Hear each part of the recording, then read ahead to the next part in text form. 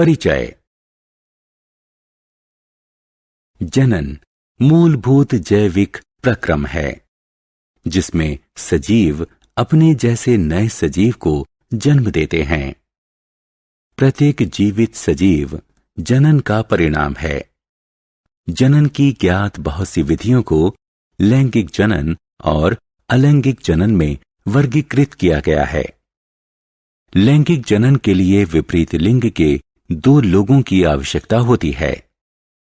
लैंगिक जनन के दौरान मादा अंडे उत्पन्न करती है जो मेल द्वारा निर्गत शुक्राणु द्वारा निषेचित होते हैं। एक भ्रूण का निर्माण होता है जो वयस्क के रूप में विकसित होता है। सामान्यतः विकसित और जटिल सजीव ही इस विधि का प्रयोग करते हैं। अलैंगिक जनन के दौरान कोई बिना अपनी प्रजाति के किसी अन्य सजीव की सहायता के जनन कर सकता है। सामान्यतः अल्प विकसित कम जटिल सजीव इस विधि का प्रयोग करते हैं।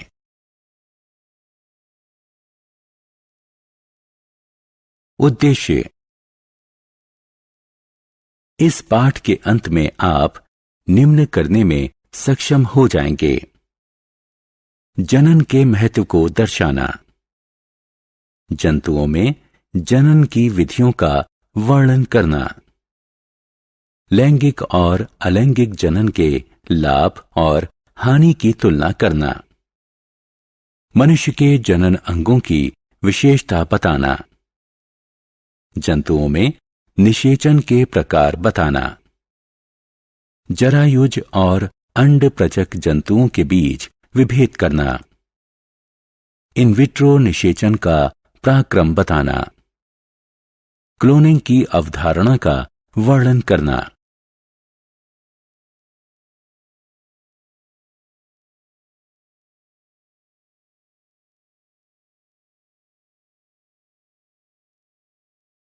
मानव जनन तंत्र। नर। नर में जनन अंग या जननांग श्रोणि के भीतर और बाहर होते हैं। नर जननांग में होते हैं वृषण। यौनिक वयस्कता प्राप्त कर चुके किसी भी युवा में 2 वृषण होते हैं जिनमें लाखों सूक्ष्म शुक्राणु कोशिकाएं उत्पन्न और एकत्रित होती हैं। वृषण टेस्टोस्टेरोन सहित अन्य हार्मोन भी उत्पन्न करते हैं। टेस्टोस्टेरोन हार्मोन के कारण लड़कों में भारी आवाज, बड़ी मांसपेशियां और शरीर और त्वचा पर बाल उत्पन्न होते हैं। यह शुक्राणु के उत्पादन को भी उत्तेजित करता है। शुक्राणु नलिका। वृषण के बगल में अधिवृषण और शुक्रवाहिका होती है जो नर जननांग के शुक्राणु नालिका का निर्माण करती है। शुक्रवाहिका एक पेशीय नली होती है जो वृषण में ऊपर जाती है और शुक्राणु करने वाले तरल वीर्य का संचरण करती है। अधिवृषण कुंडलित नलियों प्रत्येक वृषण के लिए एक का जोड़ा होता है जो शुक्रवाहिका से जुड़ा होता है। वृषण कोश। वृषण और अधिवृषण श्रोणि के बाहर एक थैलीनुमा संरचना में लटके रहते हैं जिसे वृषण कोश कहते हैं। त्वचा की थैली वृषण के तापमानक को नियंत्रित करने में सहायक होती है, जिन्हें शुक्राणु उत्पन्न करने के लिए शरीर के तापमान से कम तापमान चाहिए होता है। उचित तापमान बनाए रखने के लिए वृषण कोश का आकार बदलता रहता है। जब शरीर ठंडा होता है तो शरीर के ताप में बने रहने के लिए वृषण कोश सिकुड़कर कड़ा हो जाता है। जब शरीर गर्म होता है तो वृषण कोश अतिरिक्त ताप को बाहर निकालने के लिए बड़ा और लचीला हो जाता है। सहायक ग्रंथियां। सहायक ग्रंथियों में शुक्राशय और पुरस्थ ग्रंथियां होती हैं। यह तरल प्रदान करता है जिससे शुक्राणु नलिका के स्नेहन का काम करता है और शुक्राणु को पोषित करता है। मूत्र मार्ग। मूत्र मार्ग वह प्रणाली है जिसके माध्यम से वीर्य शिश्न के माध्यम से शरीर के बाहर जाता है। मूत्र मार्ग मूत्र तंत्र का भी भाग होता है, क्योंकि यही वो प्रणाली है जिससे मूत्र मूत्राशय से निकलकर शरीर से बाहर जाता है। शिश्न शिश्न स्खलन अंग है, जिससे वीर्य का स्खलन होता है।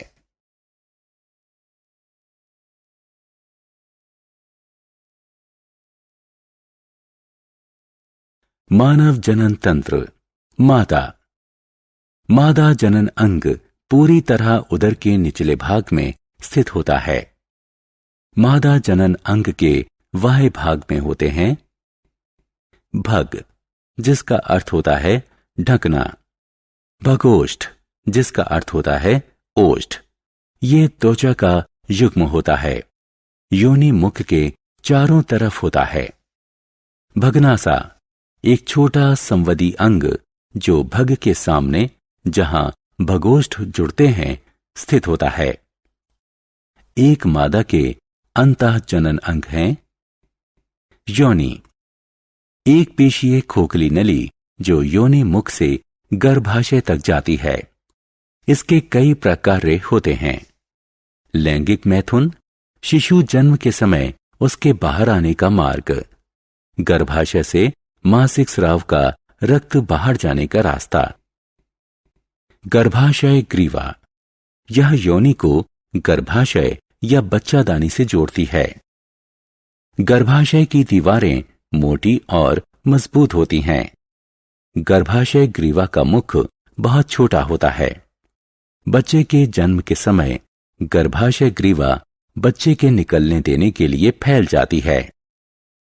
गर्भाशय, इसका आकार उल्टी रखी हुई नाशपाती की तरह होता है, जिस पर एक मोटी रेखा और पेशीय भित्ति होती है, जिसमें मादा शरीर की सबसे मजबूत पेशियां होती हैं। ये पेशियां विकसित होते भ्रूण को रखने के लिए फैलती और सिकुड़ती हैं, और प्रसव के समय ये बच्चे को बाहर धकेलने में सहायता करती हैं। अंडवाहिनियां, इनकी संख्या 2 होती है। ये गर्भाशय के दोनों तरफ जुड़ी होती हैं। प्रत्येक नलिका का एक छोटा रास्ता होता है और नलिका के दूसरे सिरे पर एक झालर वाला क्षेत्र होता है जो कीप की तरह दिखता है। अंडाशय, 2 अंडाकार अंग जो गर्भाशय के ऊपरी दाएं भाग और बाएं भाग पर स्थित होता है। ये अंडों का उत्पादन, संग्रहण और अंडवाहिनियों में निस्तारण करते हैं। इस प्रक्रिया को अंडोत्सर्ग कहते हैं। मानव जनन निषेचन। निषेचन नए सजीव के उत्पत्ति के लिए होने वाला नर युग्मक और मादा युग्मक का मिश्रण है। जंतुओं में इस प्रक्रम में एक शुक्राणु एक अंडाणु से मिलकर एक युग्मनज बनाते हैं। निषेचन के प्रकार। कुछ जंतु प्रजातियों में यह प्रक्रम मादा के शरीर के भीतर ही होता है। इसे आंतरिक निषेचन कहते हैं। उदाहरण मनुष्य। कुछ जंतु प्रजातियों में यह प्रक्रम मादा शरीर के बाहर होता है। उसे बाह्य निषेचन कहते हैं। उदाहरण मछली और मेंढक। मानव जनन भ्रूण का विकास। निषेचन के परिणाम स्वरूप युग्मनज का निर्माण होता है। यह माता पिता की आनुवांशिक सूचनाओं का वहन करता है। यह एक कोशिक युग्मनज लगातार विभाजित होता है और एक भ्रूण के रूप में विकसित होता है। भ्रूण की विकसित अवस्था को गर्भ कहते हैं। मनुष्य में गर्भावस्था निषेचन के 8 हफ्ते बाद शुरू होती है, जब प्रमुख संरचनाएं और अंगों का निर्माण हो चुका होता है। जरायुज एवं अंड प्रजक जंतु। निषेचन के समान भ्रूण का विकास भी माता पिता के शरीर के बाहर या अंदर हो सकता है। इसी के अनुसार उन्हें जरायुज और अंड प्रजक के रूप में वर्गीकृत किया जाता है। जरायुज जंतु वो जंतु होते हैं जिनमें भ्रूण एक अंडे से नहीं बल्कि पूरी तरह से मां के भीतर विकसित होता है। जरायुज शिशु स्वतंत्र रूप से जीते हैं और उन्हें जन्म से ही बाहरी आहार की जरूरत होती है। लगभग सभी स्तनपाइयों, बहुत से सरीसृपों और कुछ मछलियों में जनन की यह विधि है। अंड प्रजक जंतु अंडे देते हैं। इसका अर्थ हुआ कि मां के भीतर भ्रूण का मामूली या कोई विकास नहीं होता है। यह कई जंतुओं, पक्षियों, उभयचरों, ज्यादातर कीटों, बहुत से सरीसृपों और मछलियों की जनन विधि है। नवजात शिशु का विकास। जन्म के बाद या अंडे से बाहर आने के बाद सभी जंतुओं का विकास एक समान नहीं होता। इसके अनुसार इसे प्रत्यक्ष और अप्रत्यक्ष विकास में वर्गीकृत किया जाता है। प्रत्यक्ष विकास। कुछ मामलों में नवजात शिशु क्रियाशील जनन अंगों के अतिरिक्त वयस्कों से तुलनात्मक रूप से थोड़े अलग होते हैं। इस तरह के विकास को प्रत्यक्ष विकास कहते हैं। इसमें कोई अविकसित अवस्था नहीं होती, कोई कायांतरण नहीं होता। हालांकि प्रत्यक्ष विकास का यह अर्थ कदापि नहीं है कि जन्म होने से वयस्क होने तक कोई परिवर्तन ही नहीं होता। मनुष्य इस तरह के विकास का ठेठ उदाहरण है। अप्रत्यक्ष विकास। कई मामलों में नवजात बच्चे अपने माता पिता की तरह नहीं होते। वयस्क होने के लिए उन्हें लंबी प्रक्रिया से गुजरना होता है। इनके विभिन्न चरणों का अनुक्रम कायांतरण कहलाता है। उभयचर और कुछ कीट इस प्रकार के विकास के ठेठ उदाहरण हैं। अलैंगिक जनन प्रकार। मुकुलन। यह सबसे प्राथमिक तरह के जंतुओं जैसे हाइड्रा के जनन की विधि है। इस विधि में नए जीव का जन्म जनक के शरीर से मुकुल के रूप में होता है, विकसित होता है और अंततः जनक से अलग होकर एक नया जीव बन जाता है। द्विखंडन।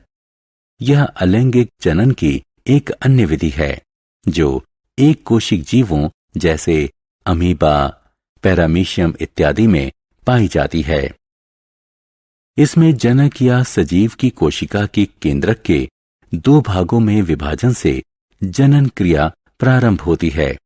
इसके बाद कोशिका द्रव्य का विभाजन होता है। परिणाम स्वरूप दो संतति कोशिका या सजीव का निर्माण होता है। इन मुख्य विधियों के अतिरिक्त जंतु कुछ अन्य विधियों से भी जनन करते हैं, जैसे पुनरुत्पादन विधि, बहुखंडन विधि इत्यादि।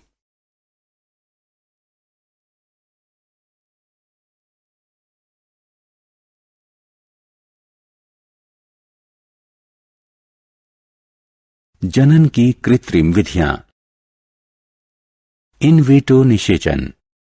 परख नली शिशु उन शिशुओं को कहा जाता है जो महिला के शरीर से बाहर निषेचित होते हैं। इस प्रक्रम को इन विट्रो यानी शरीर से बाहर निषेचन कहते हैं। पिता के शुक्राणु के साथ माता के अंडाशय के अंडे का निषेचन होता है। निषेचन के पश्चात प्रारंभिक भ्रूण को 2-4 बार विभाजित होने दिया जाता है। फिर उसके बाद माता के गर्भाशय में रखा जाता है, जिससे उनका स्वाभाविक विकास हो सके। यह प्रक्रम विभिन्न कृत्रिम जनन तकनीकों यानी ART में से एक है। इसका प्रयोग तब किया जाता है जब माता पिता या दोनों की प्रजनन संबंधी कमी के कारण माता अन्य प्रकार से गर्भधारण में असमर्थ रही हो।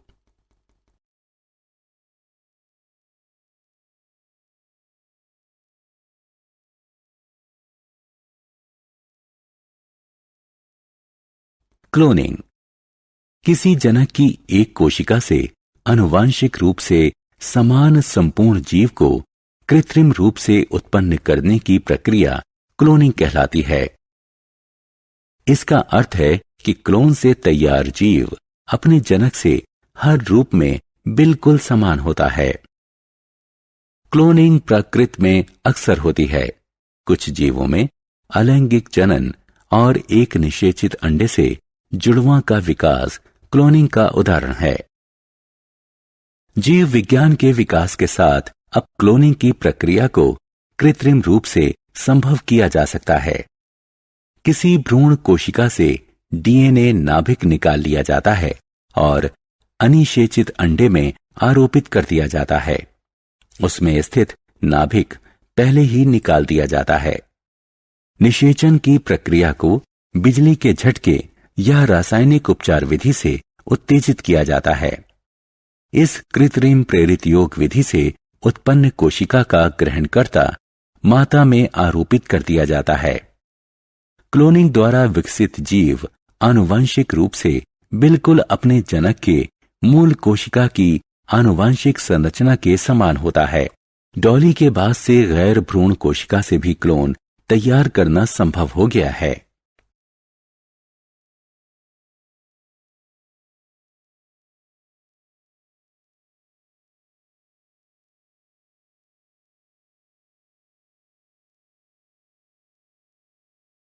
सारांश। आइए हमने जो कुछ सीखा है उसे संक्षेप में दोहराएं।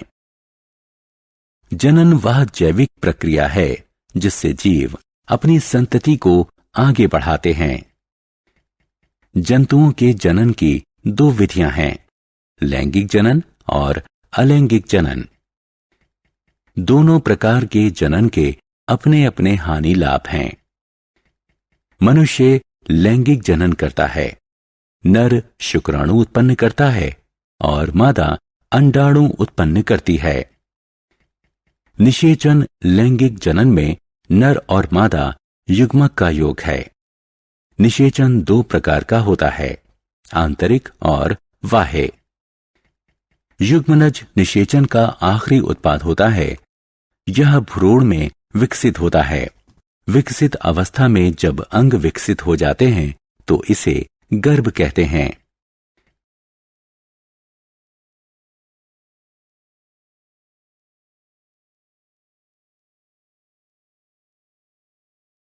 भ्रूण का विकास मादा के शरीर के बाहर या भीतर हो सकता है। इसके अनुसार उन्हें जरायुज और अंडप्रजक के रूप में वर्गीकृत किया जाता है। जरायुज जीव वयस्क में सीधे सीधे विकसित हो सकते हैं या वयस्क होने से पहले कुछ प्रारंभिक चरणों से होकर गुजर सकते हैं। अलैंगिक जनन ज्यादातर छोटे जीवों में पाया जाता है। इसके कई प्रकार हैं, मुकुलन, विखंडन, अंकुरण, पुनरुत्पादन इनमें से कुछ हैं।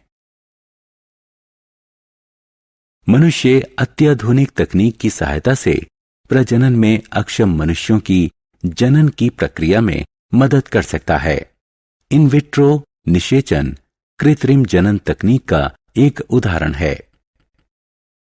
क्लोनिंग एक नई तकनीक है जिसमें किसी वयस्क का हूबहू समरूप कृत्रिम साधनों से बनाया जा सकता है।